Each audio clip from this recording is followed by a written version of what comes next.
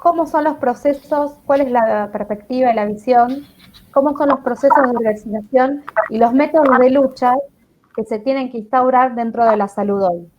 La pregunta acerca de cuáles son los procesos de lucha y cómo deberían ser encarados,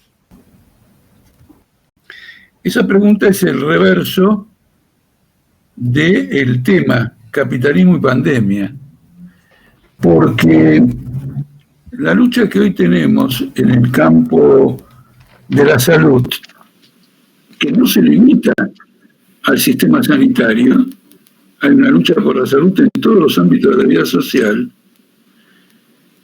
convierte a este tema de la lucha, las movilizaciones de la salud, lo convierte, mejor dicho, lo distingue de cualquier conflicto y lucha social que conocemos, porque abarca la totalidad del proceso capitalista. Yo les quiero dar un ejemplo. ¿En dónde está la clave de esto? En Chile se está viviendo, por ejemplo, una crisis sanitaria tremenda que las cifras de algún modo disimulan. ¿Por qué? Porque en Chile se ha hecho un testeo mucho mayor que en Argentina y como consecuencia de eso, el número de contagiados es elevadísimo. Claro, es el número de contagiados reales. Elevado o no elevado es lo que hay. En Argentina eso todavía no se hizo. De modo que el número de contagiados en Argentina sigue estando a nivel de incógnita. Ahora, varios intelectuales, varios analistas chilenos han demostrado con estadísticas que si bien el gobierno dice la verdad en materia de cuánta gente está contagiada, no estaría diciendo la verdad en cuánta gente hay muerta. Porque de acuerdo a las cifras que dan en Chile, el número de fallecidos es menos del 1% de los contagiados. Si esto fuera estrictamente cierto, habrían tenido un éxito colosal. Ahora la pregunta es, si el éxito es tan grande, ¿por qué ahora han decidido hacer una cuarentena muy vasta en todo Santiago de Chile y en los suburbios, o lo que sería el conurbano de Santiago de Chile? Según estos analistas intelectuales, el gobierno oculta las cifras de fallecidos. Esto ocurre también en Brasil. ¿De qué manera? Gente que fallece con un certificado de enfermedad respiratoria, en realidad tiene que ver con el COVID-19, y como no está catalogado de esta manera, sino que dice enfermedad respiratoria, no aparece en la cifra de fallecidos por esta epidemia. En Brasil se calcula que la disminución por fraude estadístico es elevadísima, es decir, que los contagiados en Chile y los muertos en Chile, en Brasil, los contagiados y los muertos serían un 70% mayores a los que se están informando. Si esto es así, en horas más, Brasil, por ejemplo, va a registrar arriba... Bueno, entonces el primer aspecto que quiero resumir aquí, ¿qué es lo que está pasando, por ejemplo, con los ejemplos de Chile y Brasil? El sistema sanitario no tiene capacidad para atender a la población infectada. Esté el número con fraude o sea un número que responde a testeos masivos. Hay un colapso completo de la atención sanitaria. Y por ese motivo, ahora Piñera quiere detener el número de contagiados. Y antes lo que quería era saber cuántos contagiados hay y atender a los más graves, a los grupos de riesgo, etcétera, y controlar la situación. No, la situación se descontroló. Esto mismo ocurre en Gran Bretaña. Los países en donde quizás es más catastrófico, aunque no conozco la India, no conozco lo que pasa en la India, en algunos países africanos, etcétera, los más catastróficos son Brasil y Estados Unidos. Entonces, cuando hablamos de capitalismo y pandemia, lo primero que tenemos que ver es que no hay nada en condiciones de atender esta pandemia. Porque si hubiera condiciones para atender esta pandemia, el virus podrá ser virulento, feroz o lo que fuere, pero habría una masa de recursos e instrumentos médicos para atender, aminorar, morigerar, etcétera, etcétera. Eso no ocurre. El sistema público en Brasil está tan colapsado que en numerosos capitales de Estado las ambulancias andan recorriendo hospitales para ver dónde meter a alguien. En Estados Unidos es feroz esto también. Acá hay que añadir lo siguiente. El sistema privado solo atiende los contagios de las personas que están vinculadas al sistema privado. Entonces, de acá sale el reclamo del sistema privado de que se reabra la economía para poder atender a toda la gente que necesita un tratamiento independiente del COVID-19, independiente de esta pandemia del coronavirus.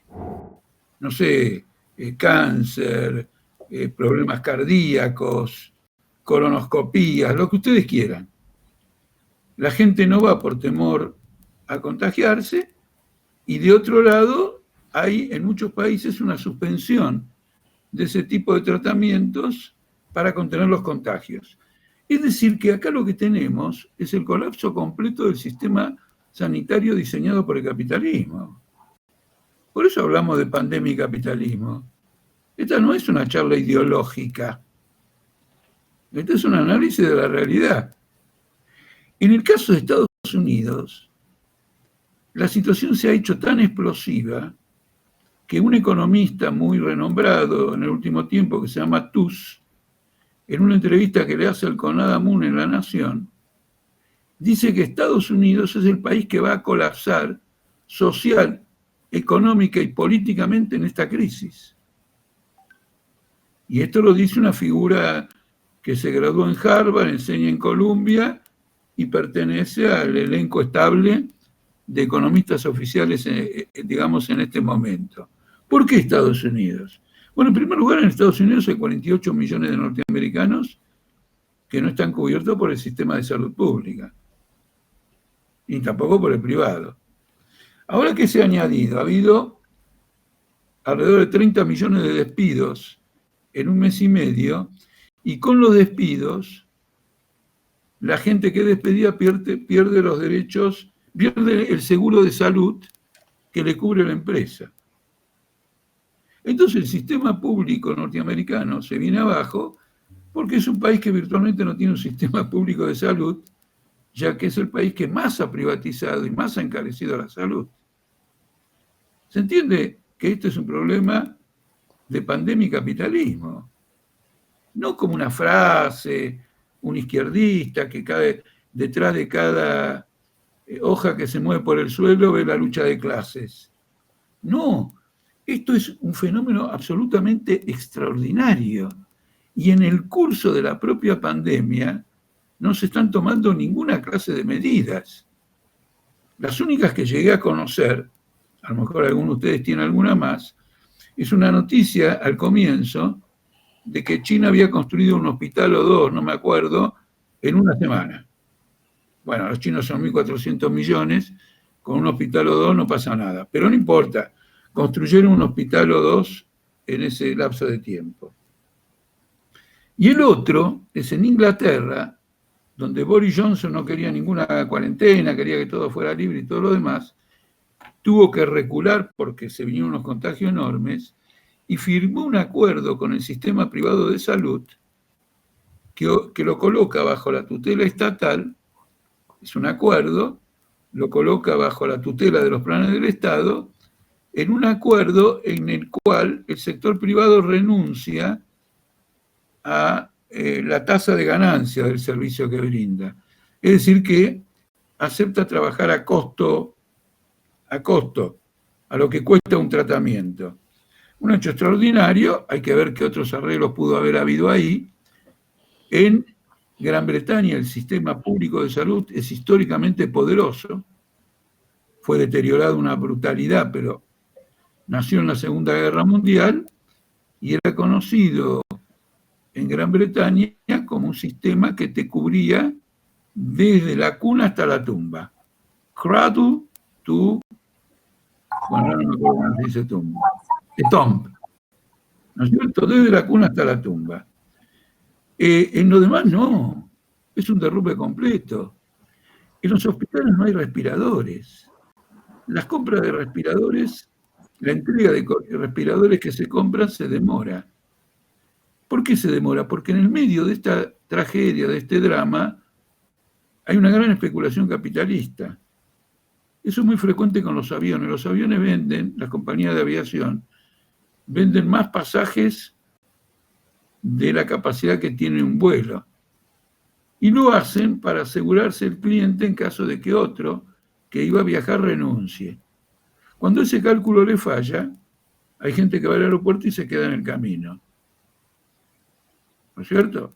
Entonces acá con los respiradores pasa lo mismo. Brasil pide respiradores a un país, firma un contrato, otro pide a ese mismo país, firman, y el otro, sabiendo que no puede abastecer en tiempo rápido a todo el mundo, de todos modos firma todos los contratos. Naturalmente no llegan, hay sobreprecios, hay puja de precios, y en algunos casos simplemente le venden chatarra porque los respiradores no funcionan, como acaba de comprobarse, que creo que en el estado de Ceará, en Brasil, y ha tenido que intervenir el Estado.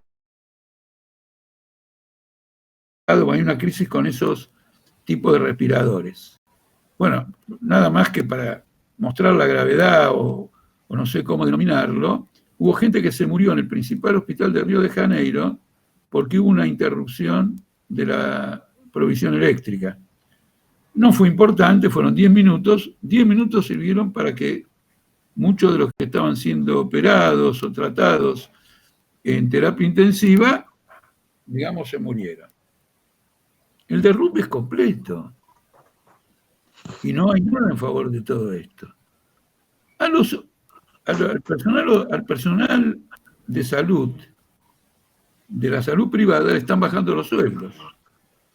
Porque dicen, no, mirá, no estamos funcionando a pleno porque no nos permiten tratar otra cosa que no sean el COVID-19, y la gente que viene por COVID-19 es poca porque o no son los que están afectados porque no tienen cobertura privada, prepagas, etcétera, de salud. Entonces le bajan los salarios.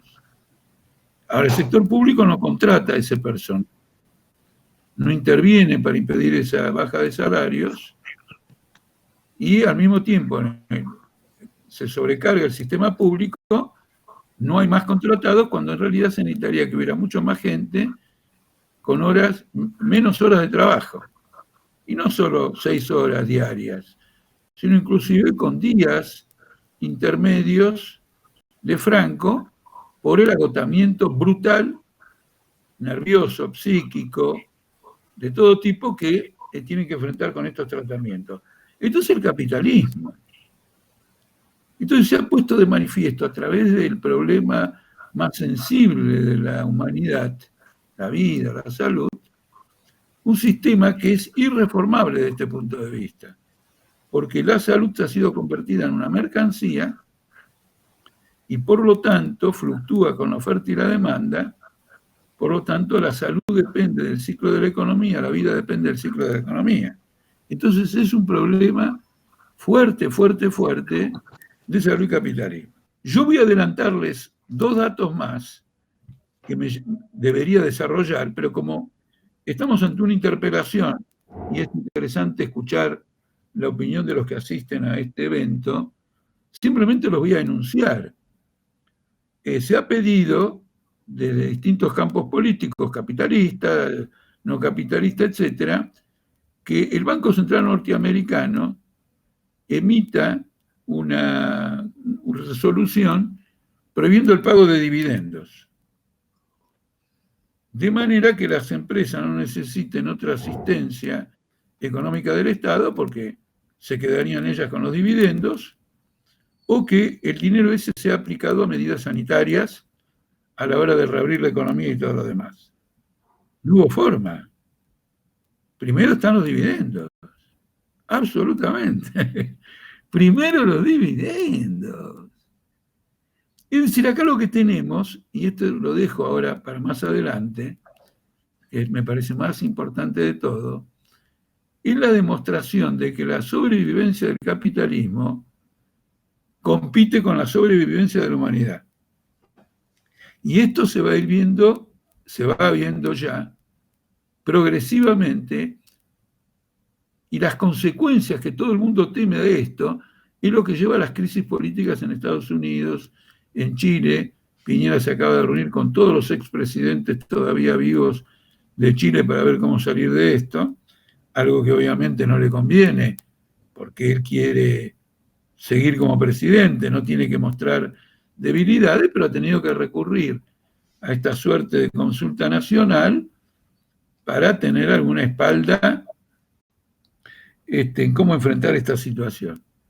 Por lo tanto, no solo el movimiento sindical de la salud, las luchas de enfermeras, también médicos, personal de salud, debe tener un programa reivindicativo propio, sino que tiene que también lanzar un programa de conjunto para que intervengan todos los trabajadores.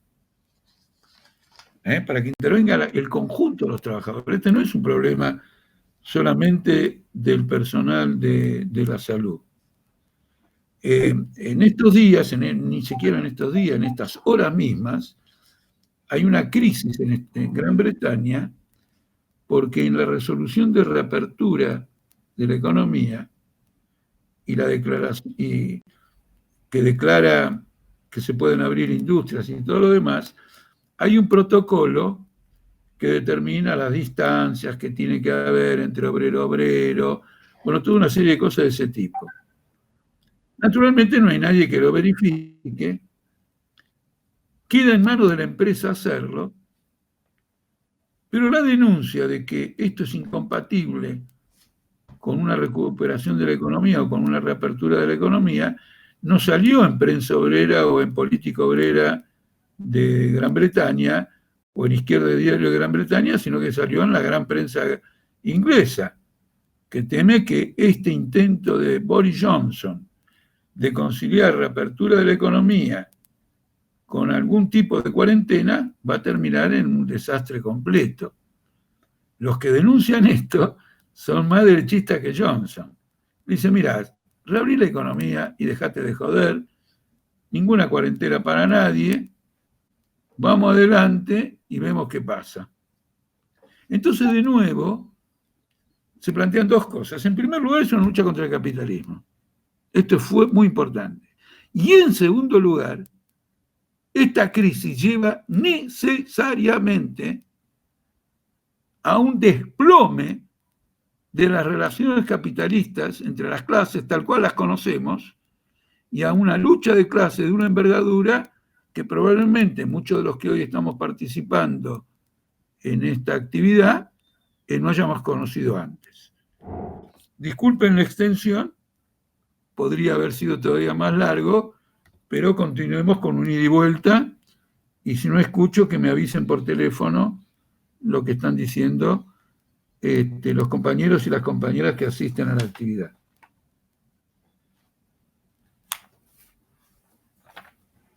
Bueno, gracias, Jorge.